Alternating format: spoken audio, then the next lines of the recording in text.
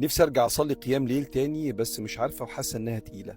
اولا دي احوالنا كلنا، ان احنا في اوقات بيبقى عندنا اقبال على العباده، وفي بعض الاوقات نشعر بالكسل او ثقه للعباده.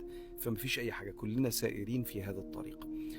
احنا لما البني ادم بيشعر ان في عباده تقيله بيبقى محتاج يراجع الكم بتاعها مع وسعه.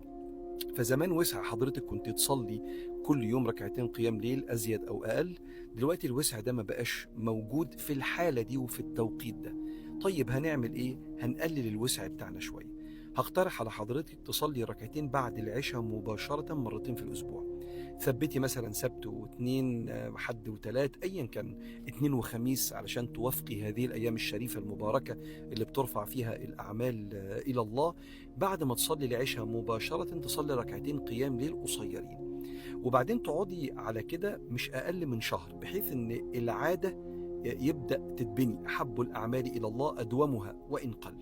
وبعد شهر تبدأي تزودي يوم كمان، فيبقوا 3 أيام في الأسبوع. دلوقتي احنا وصلنا بعد شهر ل3 أيام في الأسبوع، نص الأسبوع بنصلي بعد العشاء مباشرة ركعتين لقيام الليل.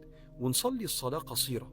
ركعتين قيام الليل دول يبقوا بقصار الصور، بحيث ان حضرتك تقفلي الصلاة، توقفي الصلاة وانت مشتاقة، مش وانت في حالة من التشبع اللي ممكن يوصل لملل او اني عايز اخلص بسرعة الصلاة. تقفلي الصلاة وتخلصي الصلاة وحضرتك مشتاقة انك تكملي، وحتى اشتياقك ده انت مش هتستجيبي ليه.